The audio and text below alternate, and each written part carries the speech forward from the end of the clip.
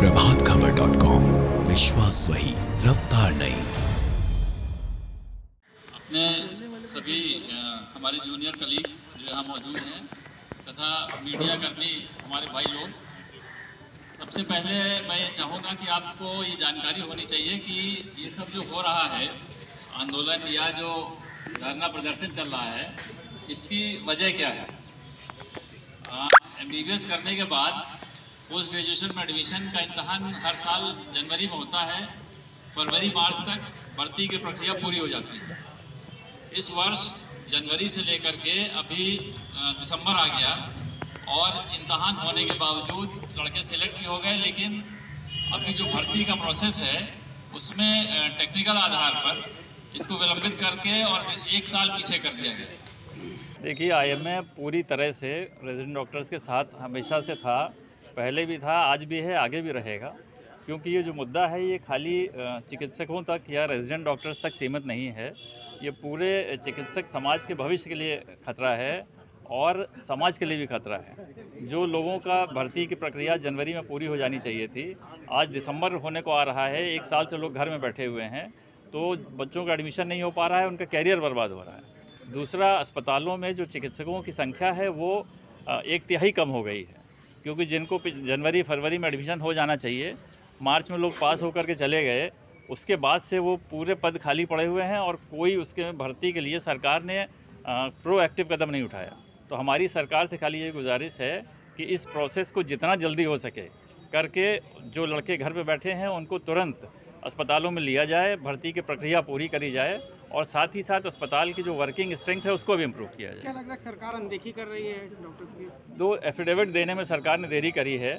हम लोगों की सरकार से ये गुजारिश है कि जल्दी से जल्दी सुप्रीम कोर्ट में एफिडेविट दे करके अपना स्टैंड साफ करें, ताकि जो भर्ती की प्रक्रिया है वो आगे बढ़ सके। कई दिनों से बैठे हैं लेकिन सुनवाई नहीं हो रही है, देश भर बैठे हैं, आगे क्या करेंगे आप लोग? नहीं, सुनवाई जैसे सरकार को, इसीलिए हम लोग को बैठना पड़ रहा है कि ये जो प्रोसेस है इसको जल्दी से जल्दी सरकार इस पर कदम उठाए और इस प्रक्रिया को पूरा करें। इसीलिए हम लोग बैठे हैं, इसीलिए हम लोगों को इतना एक्टिव तरीके से रेजिडेंट डॉक्टर्स के समर्थन में आना पड़ा। आगे क्या करेंगे, सुनवाई नहीं होती है तो? आगे अगर देखिए, अभी सुप्रीम कोर्ट में 6 तारीख को सुनवाई है, सरकार को अपना पक्ष रखना है।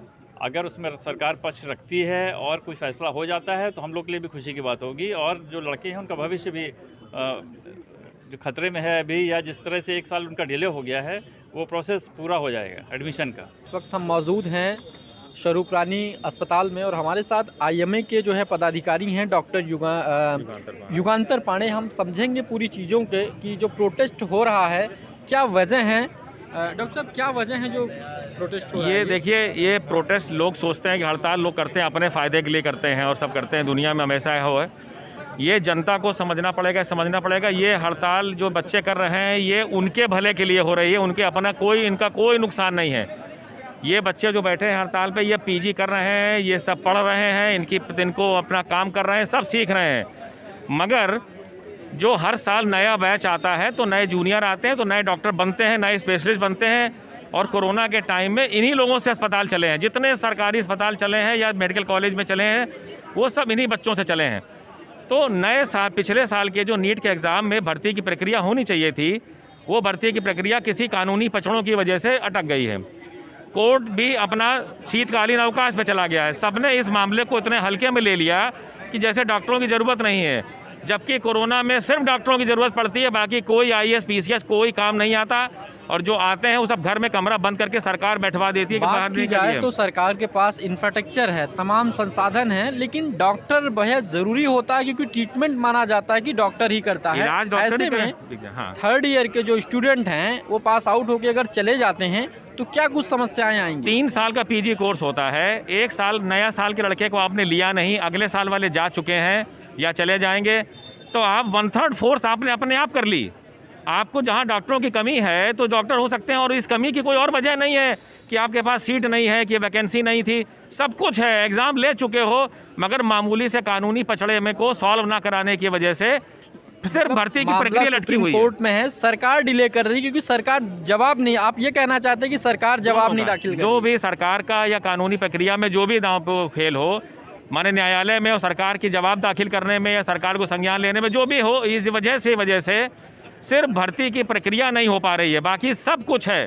तो इसको इतने हल्के में ले लिया। बाकी सब जगह दुनिया जहान में होता होगा, लेकिन ये बड़ा इंपॉर्टेंट एस्पेक्ट है कि आप कोरोना की थर्ड वेव आने वाली है और आपने अपनी वर्क फोर्स को पहले ही 1/3 कर लिया कि हम 30% वैसे ही कम करे दे रहे हैं, और उसके बाद जब आ जाएगी तब हाहाकार मचेगा। तब इन्हीं लड़कों पे जो पास आउट, इन पे जोर ज़बरदस्ती की जाएगी। इनके ऊपर कोरोना का नया जो सरकार के रूल है, कानून है, वो अध्यादेश लागू कर दिए जाएंगे कि ये कुछ नहीं कर सकते, ताकि कोई बोलने ना पाए, और ये झमेला खड़ा होगा। और को देखा था सारा इलाज स्वरूप रानी जैसे मेडिकल कॉलेज में सबने उन्हीं बच्चों ने किया था, क्योंकि वो MBBS ऑलरेडी कर चुके होते हैं और अपने फील्ड के रहते हैं। वो हर 3 साल का कोर्स होता है। आपने 1 साल के नए बच्चे आए नहीं रहे हैं, 1 साल के निकल चुके हैं, तो आपने 1 साल के तो बच्चे लिए नहीं, तो 30% डॉक्टर तो आपके पास कोरोना वॉरियर वैसे ही कम हो गए बैठे बैठे। आप देख सकते हैं साफ तौर से समस्या गंभीर है। ओमिक्रॉन से लेकर के कोविड का खतरा बढ़ा हुआ है, और ऐसे में जो है काउंसलिंग ना होना, इसमें मैं ये फिर से एक बार कहूँगा कि ये जो बच्चे हड़ताल पे बैठे हैं, इनका कोई नुकसान नहीं है। इनको PG मिल चुकी है, इनकी पढ़ाई चल रही है।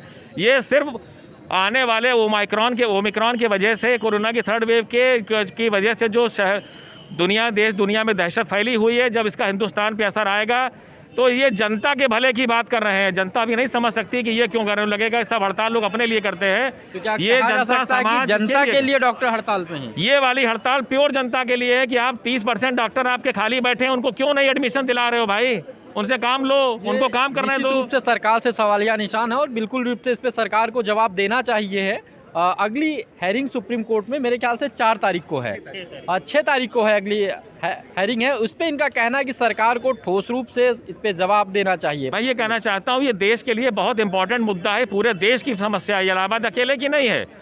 तो जब इतना बड़ा मुद्दा है, जब यहाँ पे रात में किसी की फांसी के लिए रात में 1 बजे कोर्ट खुल जाता है, किसी काम के लिए रात में लोग जमानत ले आते हैं, तो ये देश का मुद्दा है। देश को डॉक्टर चाहिए कोरोना की लड़ाई लड़ने के लिए।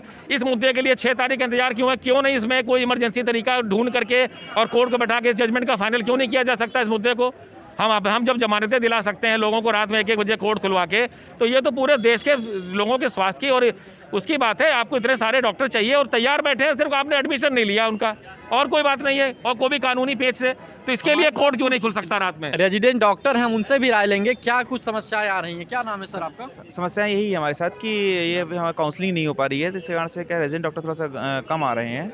और अगर एक बार थोड़ा सा सरकार से पहल करे और कोर्ट भी माननीय सुप्रीम कोर्ट की तरफ की थोड़ा सा वो पहल करे, तो हमारा काउंसलिंग थोड़ा जल्द हो जाए, तो जिसके कारण से हमारे पास डॉक्टर्स जो सुचारू रूप से आ जाएँ, तो व्यवस्थाएँ थोड़ा सा अच्छी हो जाएंगी।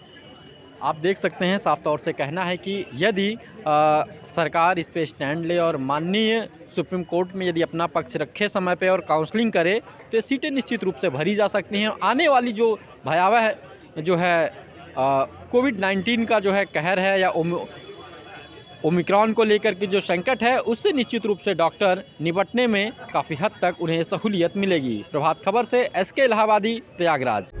प्रभातखबर.com, विश्वास वही, रफ्तार नहीं।